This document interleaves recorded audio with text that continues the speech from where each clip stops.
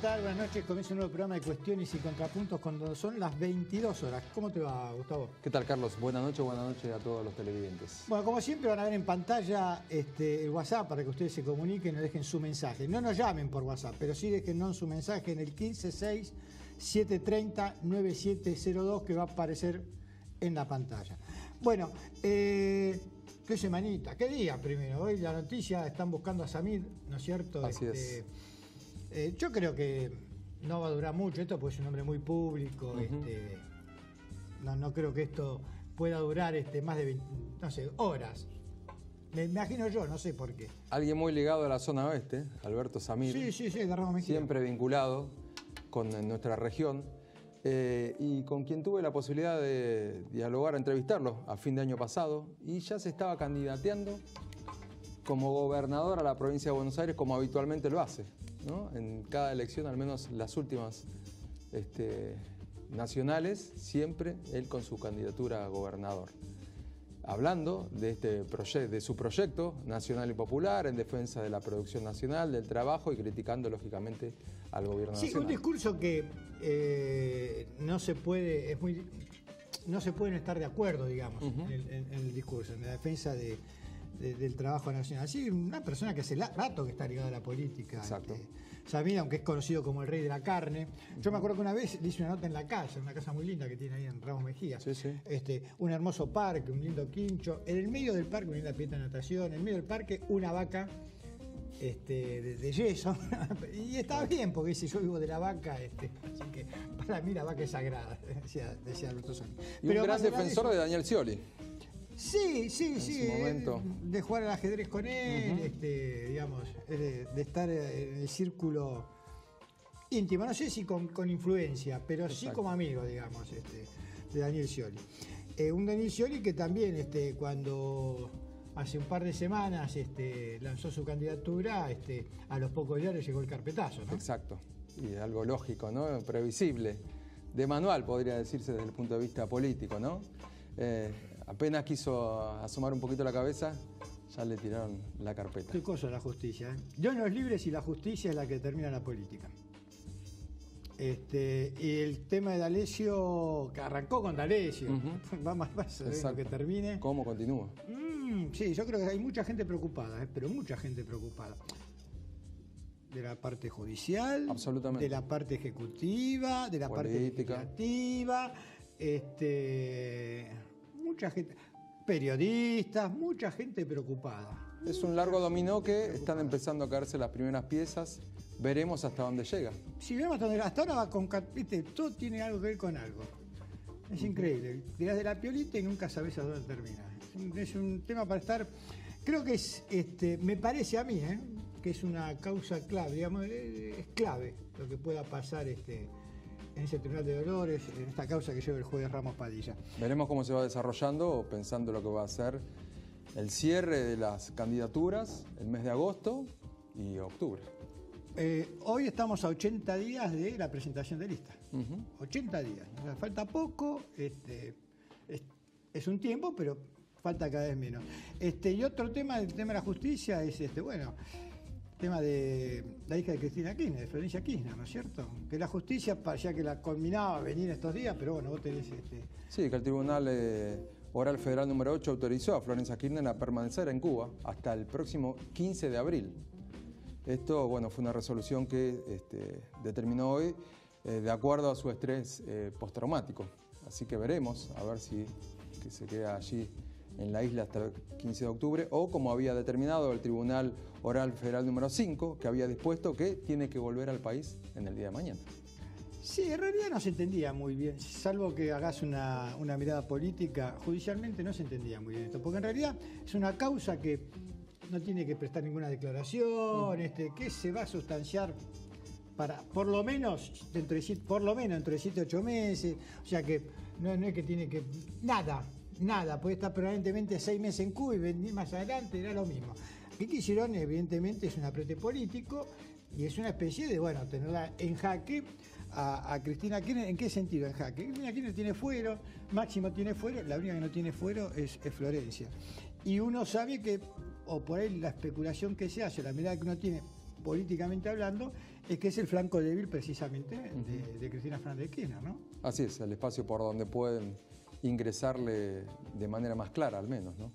Exactamente, es una Cristina que tampoco da, digamos, no dice si va a ser candidata o no va a ser candidata, y no lo va a decir hasta el último momento, sea o no sea candidata.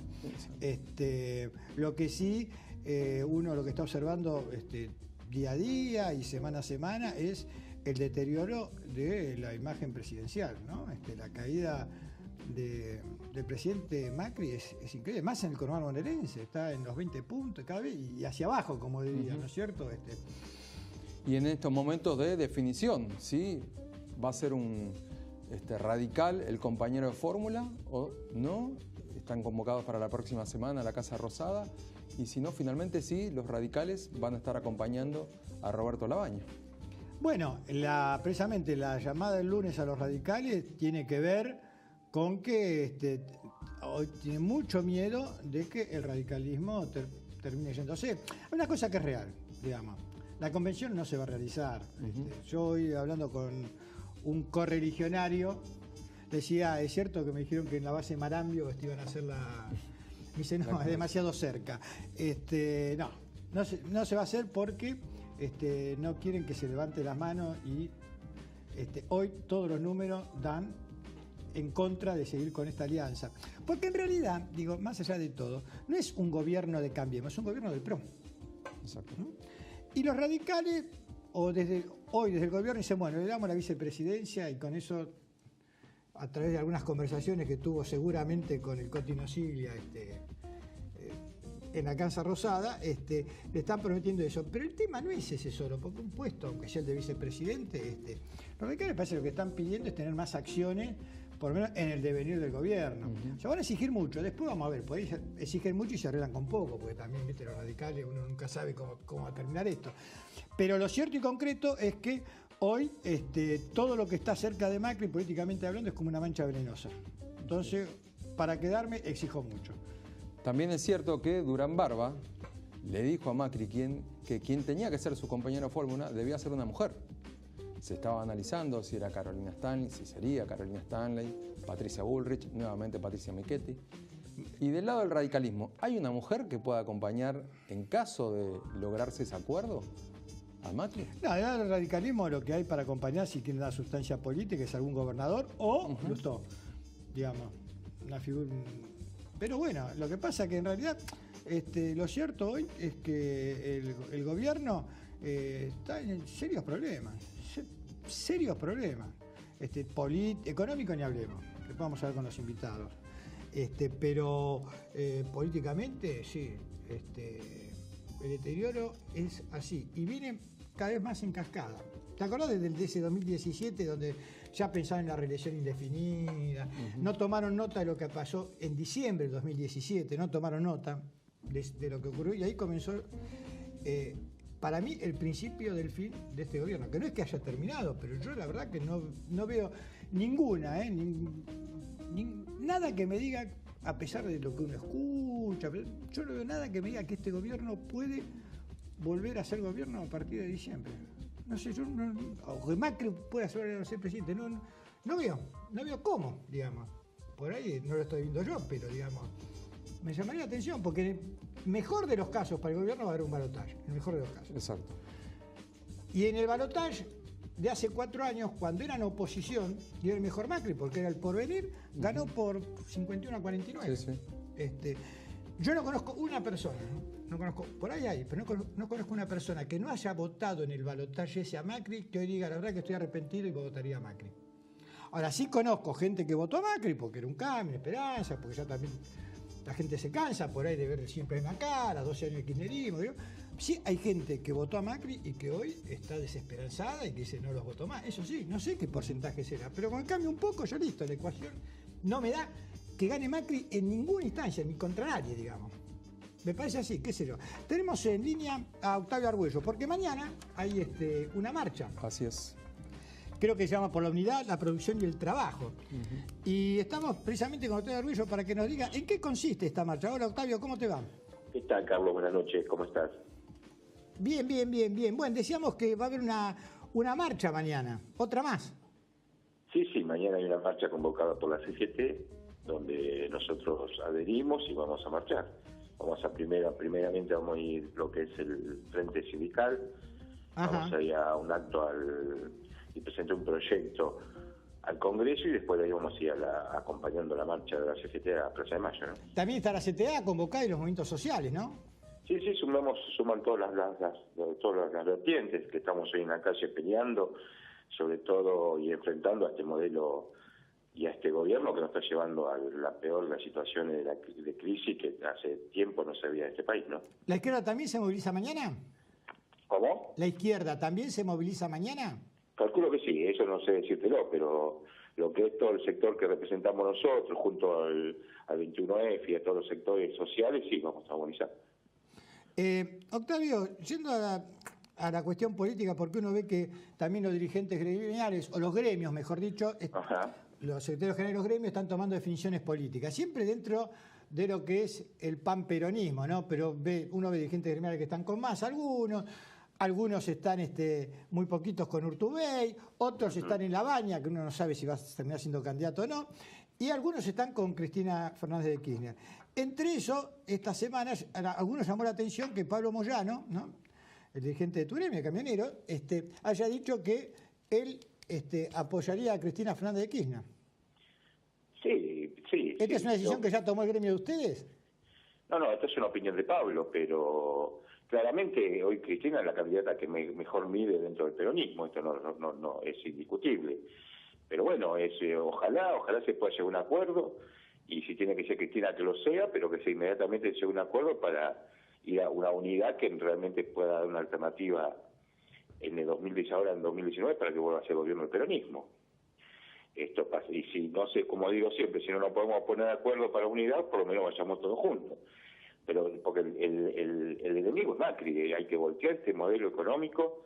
Digo más, el enemigo no solamente Macri, el enemigo es el poder que está detrás de Macri, que nos está llevando a toda esta situación de un endeudamiento terrible y una situación social, económico-social muy muy compleja, y lo que va a dejar, ¿no?, que va a ser mucho más complejo que lo que uno está viviendo hoy, ¿no? Y frente a esa complejidad, ¿cómo avisorás que puede ser el próximo gobierno si no tiene un fuerte caudal político entre lo propio y lo extraño también, ¿no es cierto? Porque me parece que con las parcialidades no alcanza. No, seguramente el gobierno que sea, y estoy convencido que va a ser el peronismo, va a ser un gobierno de transición, y va a ser un gobierno que va a tener un gobierno de mucho consenso, porque lo que deja este gobierno es muy muy complejo. Tenemos un 2020 muy complicado porque hay que reestructurar la deuda, y un 2021 mucho más complicado porque hay que empezar a pagar más del 25% de la deuda. ¿Con qué lo vamos a hacer? Y entonces esto va a ser muy muy complejo, muy complejo. Vos fijate en algunos aspectos de lo que pasa con las tarifas, hay que ver cómo se va a rever el tema de las tarifas. Hoy en día te han aumentado casi el 3.000 por mil la luz, digamos los servicios, los subsidios que supuestamente se iban a terminar cuando estaba el gobierno anterior, que tanto se criticaba, el 1,5% del PBI, ahora es el 6%. Entonces me pregunto yo, ¿cómo vas a salir de esta situación tan compleja? Eso es uno de los casos, y después ahora, lo que es la gran desocupación, ¿no? Ahora, toda la plata que pone la gente a través de estas tarifas que se han multiplicado a cifras astronómicas, y los subsidios que han aumentado, toda esa plata que es ganancia para las empresas, nada más. ¿Cómo es el tema? Y yo creo que no hace falta ir a Harvard a estudiar economía para darte cuenta que hoy lo único que te están salvando son los amigos del gobierno.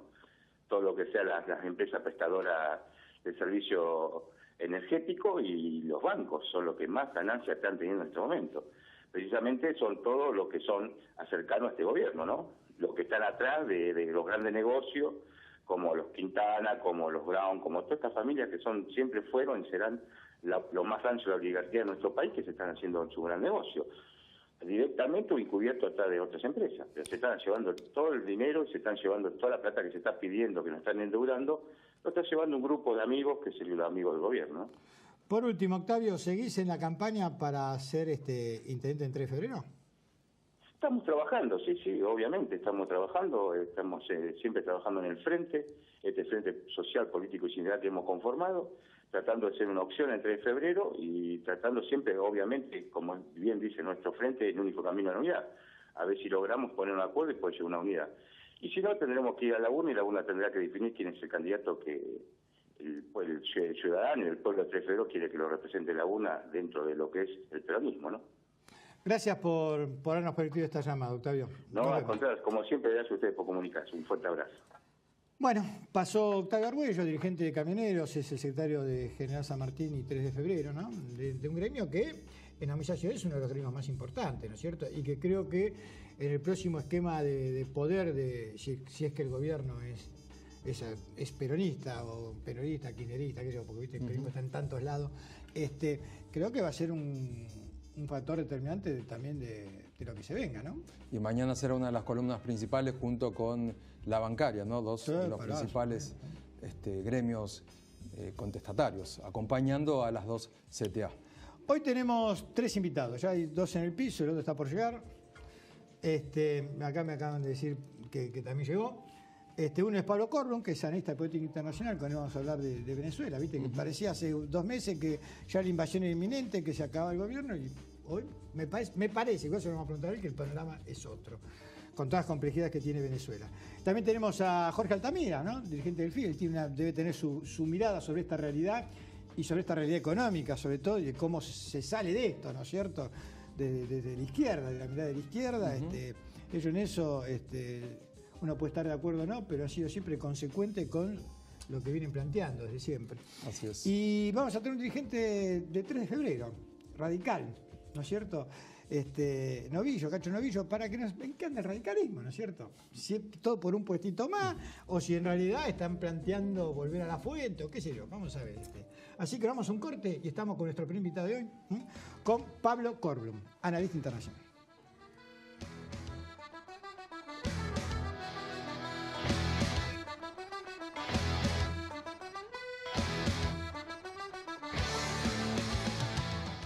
Defensor del pueblo de la provincia de Buenos Aires.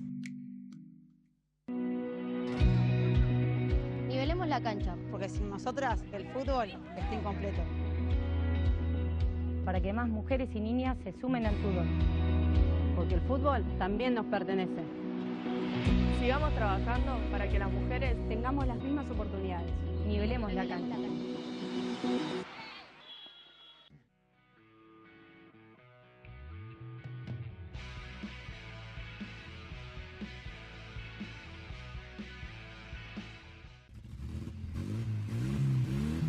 Caballito Automotores. Concesionario oficial Honda. Calidad, servicio y excelencia en atención al cliente.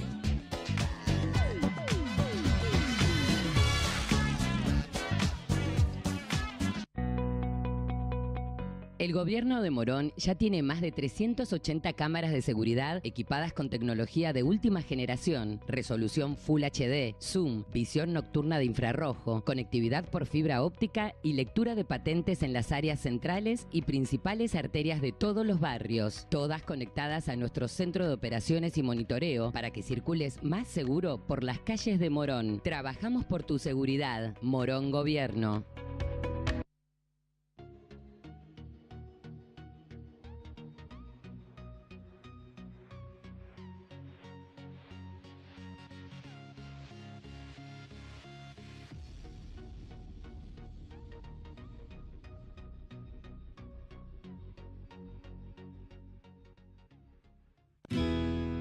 Noli, noli, noli, panes y tapas, pizzas, tacos y ricas pastas. Noli, noli, noli, siempre en tu mesa. Cuando hay noli nadie deja el sabor familiar, la más alta calidad, siempre fresco de verdad.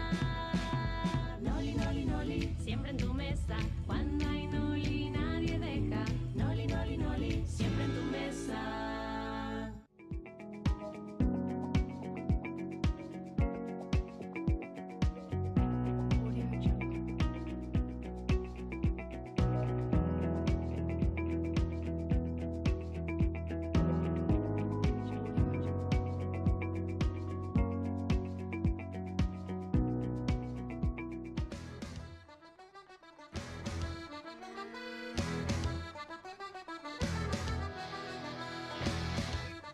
Y continuamos aquí en Cuestiones y Contrapuntos. Estamos con nuestro primer invitado de hoy, con Pablo Korblum. Él es analista de política internacional y lo invitamos para que nos hable de Venezuela. Gracias por estar acá. No, gracias por invitarme. Como siempre, figuran en la pantalla nuestro teléfono para que usted se comunique al WhatsApp, el 156-730-9702. Pablo, yo te decía recién fuera de aire que hacía un mes y medio todo parecía que en Venezuela o la invadían o lo echaban a Maduro de alguna manera, se producía una revolución social o una guerra civil o algo, pero que eran contadas las horas de Maduro en el poder. Pasaron 40 días y cada vez... Sigue Maduro en el poder. Y me parece a mí, o la sensación es que cada vez está más firme en ese poder. Sí, sí, habría que ver, pero en realidad está bastante estable. A ver, me parece que los que hicieron el análisis diciendo que Maduro ya se iba en helicóptero, ya lo venían a buscar de un avión de Turquía el otro día que Guaidó se autoproclamó presidente de la Asamblea Nacional y demás, fueron apresurados. No creo que no entendieron muy bien la historia de los últimos 20 años de Venezuela. La historia de los últimos 20 años de Venezuela habla de un adoctrinamiento y un poder político, económico y militar de las Fuerzas Armadas abrumador en la economía del país. Y tiene eso es la cuestión interna. Y en términos exteriores... O sea, mucha injerencia de Fuerzas Armadas en el devenir... En el devenir, mucho poder económico. Manejan desde PDVSA hasta el Banco Central, hasta los programas sociales, para tener una idea. Además, cuando hablo de adoctrinamiento de Fuerzas Armadas, digo, no solo empoderamiento, sino también, por ejemplo, digamos, darle la capacidad de programar la política de Estado de los próximos 15 o 20 años.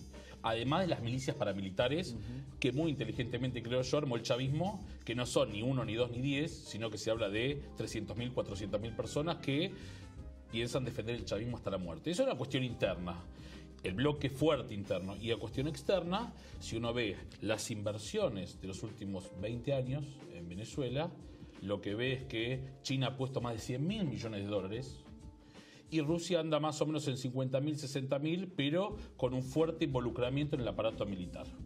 Para la economía venezolana es mucha plata. Es muchísima plata. Además le sumamos, que no se habla mucho, lo que es la inteligencia y otros programas de los cubanos, que también están.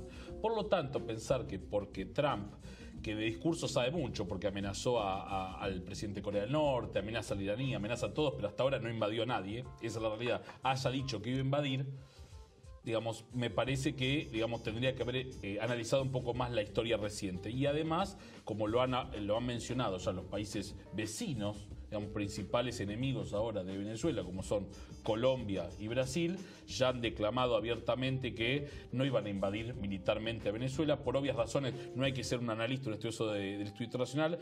Imagínense ustedes un soldado brasileño entrando en territorio argentino con un arma, digamos, el daño al vínculo fraternal, si se quiere, que tienen dos pueblos hermanos latinoamericanos sería, digamos, irreparable. Entonces, digamos, ni que hablar del Grupo Lima, que ni lo nombro porque el Grupo Lima, los norteamericanos le dijeron, chicos, ustedes hagan esto, y los muchachos se juntaron todos y hicieron, Guaidó es el nuevo presidente y nada más, después se escondieron. Entonces, ¿qué es lo que tenemos acá? Un Maduro que tiene un fuerte apoyo interno y externo, y un Guaidó que tiene un apoyo, digamos, norteamericano desde mi punto de vista y de los países limítrofes, pero que en realidad, digamos, no tienen las fuerzas militares como para romper ese cerco. Y un dato más que es interesante, cuando se habla de, digamos, porque en realidad, ¿qué es lo que se está buscando? Está buscando romper, digamos, el aparato militar interno de Maduro, ese bloqueo. Pero lo que no se dice que de 100.000 militares que tienen son las Fuerzas Armadas bolivarianas, los que han desertado han sido entre 300 y 400. Y algunos que han tratado de desertar no se los ha visto más en el barrio. No sé si soy claro, digamos, ¿no? Y entonces me parece que ahí también tenemos un eje a analizar. Entonces, una nueva mirada errónea de parte de la oposición. Hoy con Guaidó, como ocurrió años atrás, ¿no? De cómo está la situación de Venezuela hoy. Ojo, todo lo que menciono no quiere decir, no quita que la situación económica sea grave, porque las políticas... A ver, el bloqueo financiero norteamericano está. Y, digamos, y lo que han hecho los norteamericanos, como han hecho a lo largo de la historia, es, digamos, cuando ven que, digamos, que es más dificultoso, porque aparte está mal visto, invadir militarmente, empieza con el bloqueo económico. Digamos, las cuentas de PDVSA, el bloqueo financiero, digamos, el repago de deuda y demás. Eso es una cuestión. Pero no hay mucho más que eso hasta ahora. Eso es lo que hay. El resto es la política macroeconómica endógena errada, desde mi punto de vista, que tiene que ver con el no desarrollo del aparato productivo, que digamos que tibiamente lo comenzó Chávez, pero Maduro no lo continuó. Digamos, la dependencia de las exportaciones de petróleo sigue siendo tal, las importaciones del 90% de los productos básicos, los insumos básicos existe, y además algunas cuestiones que tienen que ver, más técnicas, que tienen que ver con cómo se maneja la política macroeconómica, que tienen que ver con políticas monetarias y fiscales, sobre todo, que fueron bastante erróneas en mi punto de vista, hacen que la economía haya colapsado, que como siempre creo yo, depende de factores tanto exógenos como endógenos. Ahora, nosotros vemos que, más allá del tema de la cuestión social, ¿no? y del argumento de la ayuda humanitaria, ¿no? Y de los problemas que hay en Venezuela, porque ellos más problemas hay en Haití, nadie se preocupa por lo que está pasando en Haití, digamos. O sea, o nadie pretendió sacar al gobierno de Haití para que cambie la realidad de esa nación. Uno lo que observa también es que en Venezuela, vos lo dijiste, ¿no? Lo que invirtieron los chinos, los rusos, lo que pretenden los norteamericanos, no porque necesiten el petróleo, pero sí porque necesitan la llave, siempre necesitan la llave de los insumos de todo el mundo, ¿no es cierto? Aunque no lo necesiten para ello, por lo menos abro y lo cierro cuando yo quiero. Uno ve que hay un entramado internacional donde Venezuela hoy es el punto de América Latina donde se disputa esta situación. A ver, digamos, los recursos naturales estratégicos son el eje de la discusión del siglo XXI, de mi punto de vista.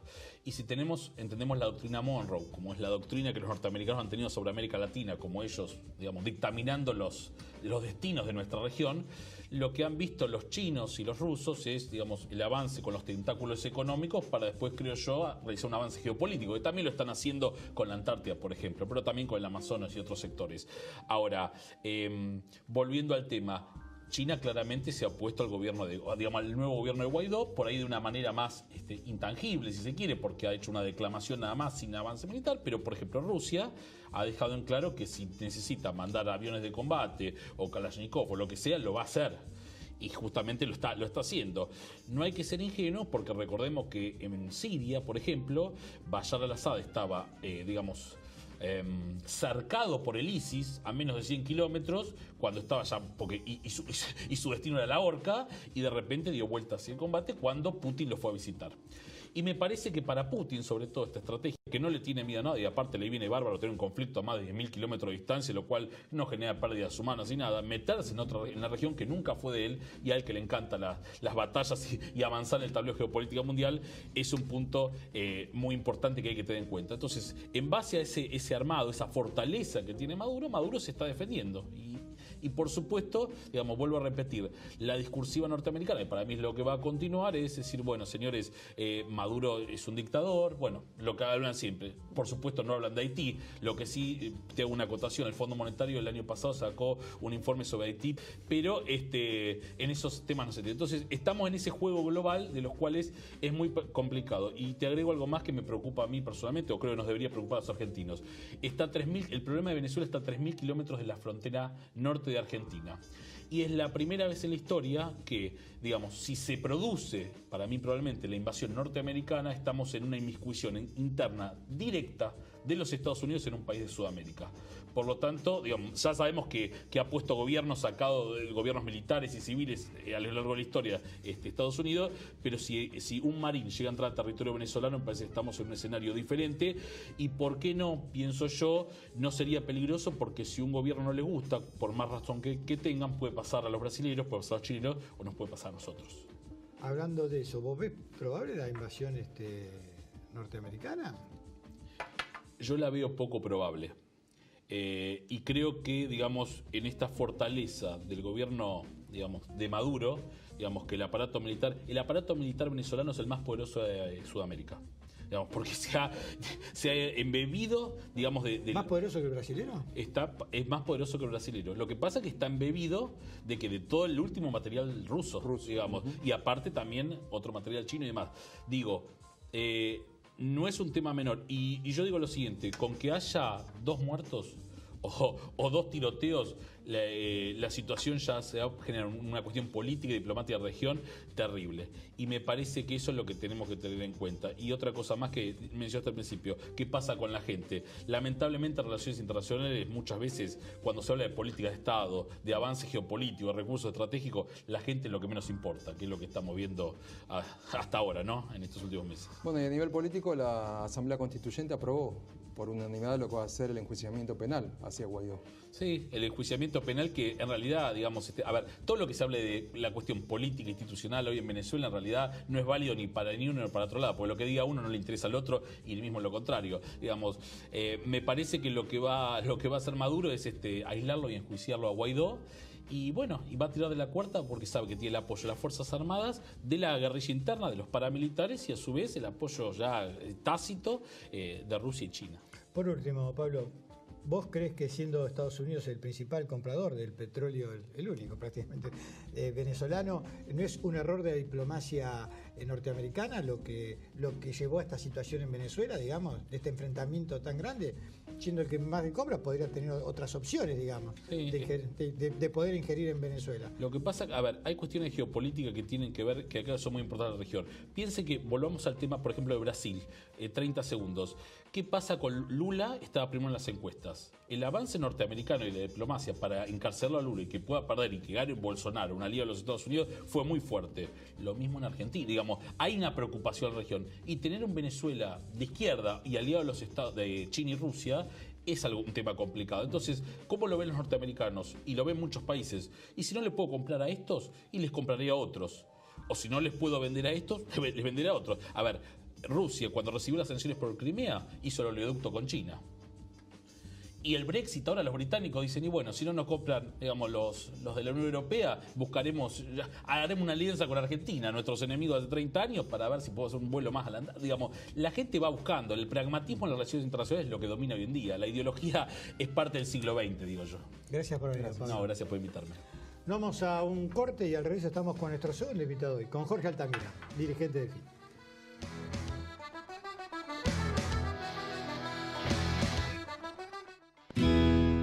Noli, noli, noli, panes y tapas, pizzas, tacos y ricas pastas. Noli, noli, noli, siempre en tu mesa.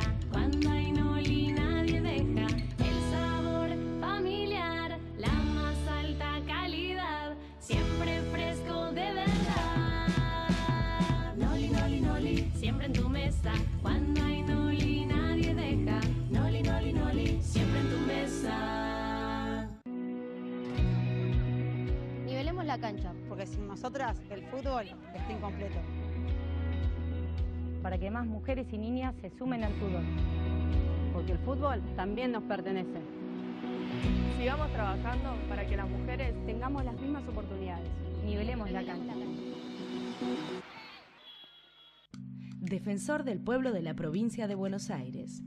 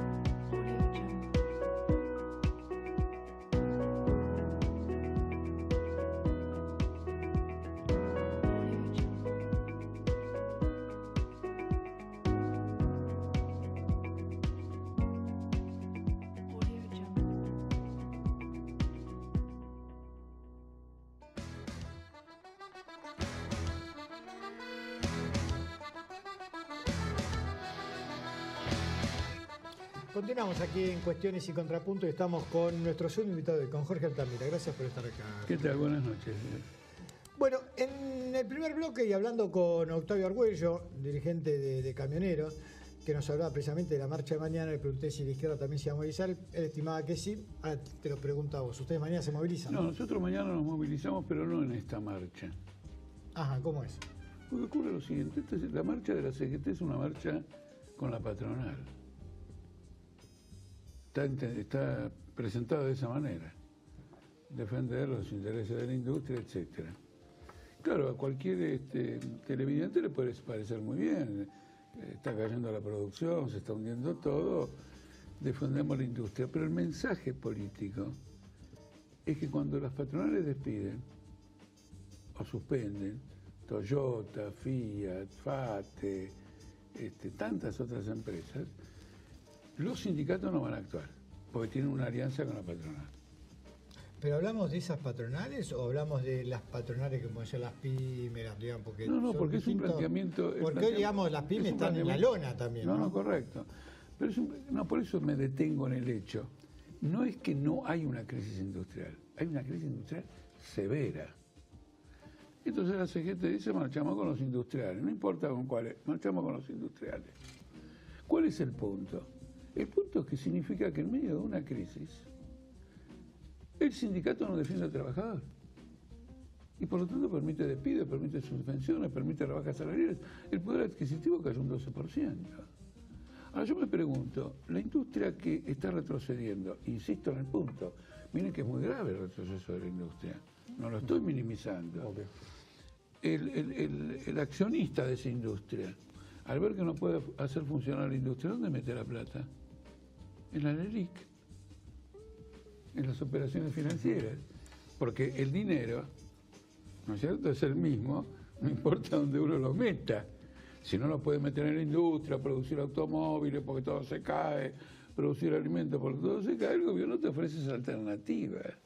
Es tan perverso este esquema. Pero es una alternativa, discúlpame, René, es una alternativa para muy pocos, digamos, incluso para las grandes industrias, porque yo conozco a algunos que tienen industrias familiares, digamos, ¿no? De 10, 20 millones, que están, pero caminando por las paredes, digamos. No, es para muy pocos, pero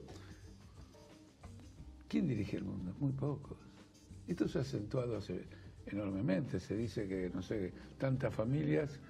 Sí, ocho familias tienen más plata que... media riqueza mundial.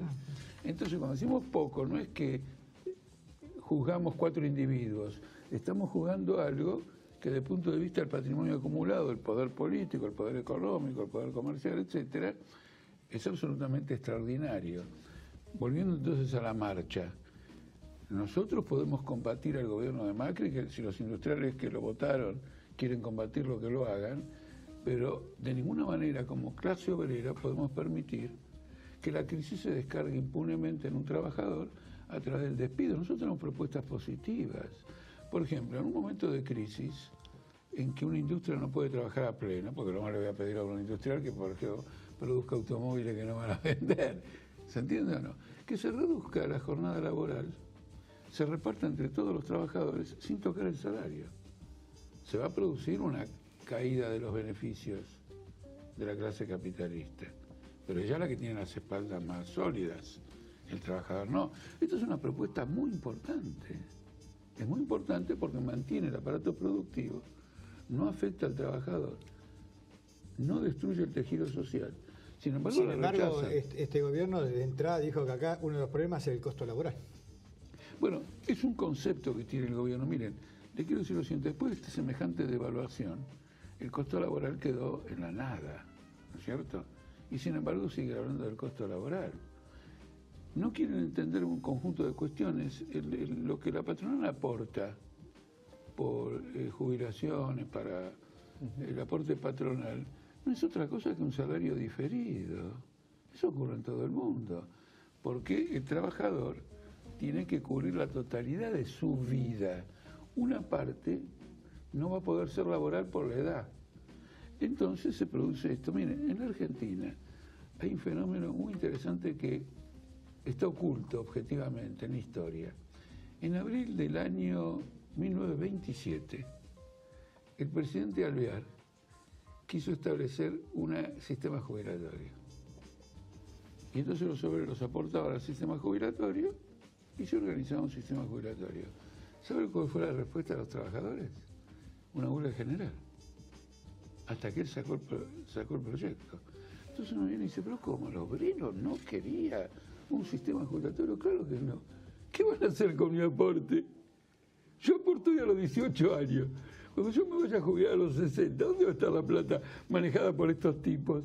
Y efectivamente fueron unos sabios, porque han destruido 15 veces el sistema jubilatorio en Argentina. En realidad la lógica es que el que trabaja aporta para los que hoy están jubilados. Y el día de mañana uno va a cobrar jubilación de los que aporten. Digamos, la lógica sería esa, digamos. Lo que sí es cierto que vos tenés razón, que en la historia argentina la plata de los jubilados han terminado en otros, en cualquier otro lado. Pero además, eso de que yo aporto hoy para un jubilado que lo recibe hoy, eso es un invento. ¿Por qué? Es muy sencillo. Cuando se estableció el sistema jubilatorio, lo único que había era aportantes. ¿Es así o no? ¿Está claro? ¿No? Se establece un sistema jubilatorio, no hay jubilados. ¿Vos aportaste? No hay jubilados. Entonces recibían plata sin gastarla. Como se la rifaron toda, después dijeron, vamos a hacer un sistema de reparto. Como yo me gasté toda la guita de los aportantes sin darle nada a ningún jubilado, porque no había jubilado, ahora vamos a jugar al reparto. Los que hoy pongan la plata van a ser para los jubilados que en su momento pusieron, pero que la plata desapareció. El sistema de reparto nace de una confiscación económica que el Estado operó contra los trabajadores que aportaron cuando no había jubilados, pensando en ellos mismos, o también el aporte patronal. El sistema jubilatorio es un mecanismo, miren, es tan grande de confiscación económica que la tercera parte de la deuda externa argentina la tiene el ANSES. ¿Qué quiere decir? Agarraron la plata de los jubilados y le pagaron a los acreedores extranjeros y se quedaron con los títulos que los acreedores de la deuda vendieron, o digamos vencieron. Se la metieron todo al ANSES y a eso se lo llamó un sistema nacional y popular. Sí, con papelitos, pero también con acciones de empresas, en algunos casos. No, esas las heredaron. Que, digamos, son... No, pero las heredaron. Esas las compraron las AFJP en su momento. Cuando viene la nacionalización, quedaron en la ANSES. Eso no fue una política. Y no hubo ninguna acción de tipo industrial. Por ejemplo, para ser francos, ¿quién controla la empresa? ¿El ANSES o el dueño de la empresa? El dueño de la empresa. El controlante, el famoso accionista controlante. Es decir, ANSES pone la plata, pero el manejo de los negocios lo hace otro, y por lo tanto, a través de toda una serie de procedimientos, se queda con la mayor parte de la ganancia. Por ejemplo, eleva los honorarios de eleva los honorarios del otro, al final la ganancia que se reparte entre los accionistas cae en beneficio del que controla, maneja y opera la empresa. Por eso es tan importante saber quién es el operador. Cada vez que venís vos, podemos terminar hablando de si tiene que haber estado o no tiene que haber estado, y no quiero llegar hasta ese punto. No, lo que quiero, he hecho una propuesta muy concreta. Yo he dicho lo siguiente, que se repartan las horas de trabajo. La estoy haciendo bastante fácil. La estoy haciendo muy fácil porque naturalmente sin tocar el salario. Segundo, después el costo laboral. Es que lo que vos estás diciendo va a llegar indefectiblemente, pero no por la crisis nuestra que tengamos ahora, sino por la crisis laboral que va a haber en el mundo, digamos. No va a haber tanto trabajo para tanta gente y va a tener que vamos a tener que ir a un reparto solidario del trabajo. Jamás. Y vamos a tener que llegar así. No lo van a hacer. Van a tener una masa de desocupados que van a mayor. Van a tener una masa de desocupados que van a atender con alguna asignación, pero de ningún modo de esta cuestión. Bueno, en materia de costo laboral no puedo irme de este programa sin decirles lo esencial.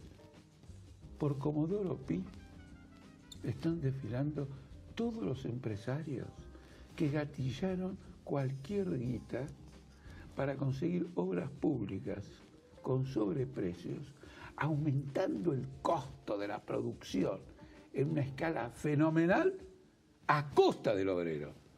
No es el costo laboral, es el costo de lo que fueron a Comodoro Pi.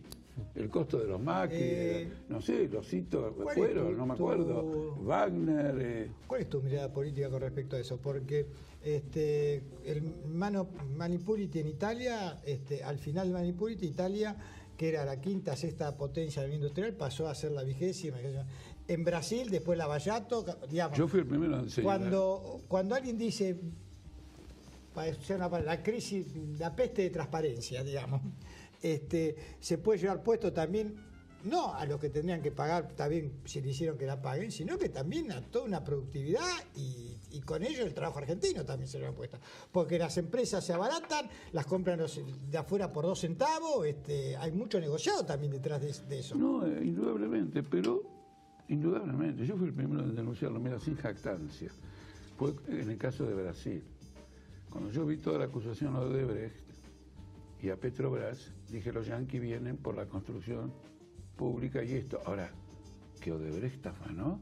No, no. Pucha, no tenés idea. Mira, cuando se defiende la UNASUR era Odebrecht. Lula inventó la UNASUR y Odebrecht obtuvo obras públicas en Cuba, en el puerto de Mariel de Cuba, en Venezuela, en el subte de Venezuela, en la construcción de la ruta transoceánica de Brasil a Perú, en la Argentina con el soterramiento y todo lo demás. ¿De acuerdo o no? Muy bien. Vinieron los yanquis. Fue un lobista de una empresa brasileña, una empresa nacional para Brasil. Vinieron los yanquis y dijeron, tenemos todos los datos en el Departamento de Justicia, los vamos a deschar en el momento oportuno, vamos a tratar de hacerlos quebrar. Indudablemente que eso sí, el capitalismo es esa porquería. Es la destrucción de la actividad productiva en función de intereses particulares. Ahora, el tipo que afana viene después y me dice, la culpa del costo laboral. Digo, sos un canalla, viejo. Nos están apurando. Me quedó claro, me la marchan, pero... Nosotros mañana nos juntamos... Per se, digamos. Hace el mismo recorrido, pero otro recorrido. Nosotros vamos de Obelisco a Plaza de Mayo y es muy Obelisco, Plaza de Mayo. Y es interesante. Nosotros vamos de Congreso a Plaza de Mayo. Pero ellos van a la avenida 9 de Julio. Porque justamente otra característica que tiene esto es que no quieren desafiar al poder político. Porque están negociando con el gobierno. No quieren desafiar al poder político. Entonces han dicho, no vamos a ir a Plaza de Mayo.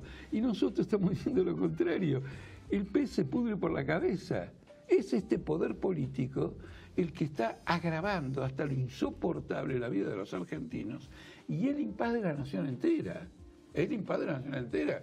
Acaba de haber un colapso financiero, como el que ya hubo el año pasado, y se está gestando otro, de características memorables. El problema es si se aguanta otro colapso. Gracias por... Yo creo que va a ser difícil que se aguante otro colapso.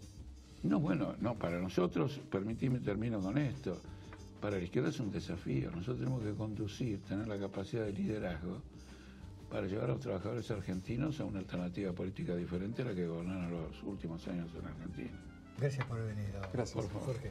Nos vamos a una pequeña tanda y enseguida estamos con nuestro tercer invitado de hoy, con Cacho Navillo, dirigente radical, el de 3 de febrero, y para que nos cuenten en qué anda el radicalismo.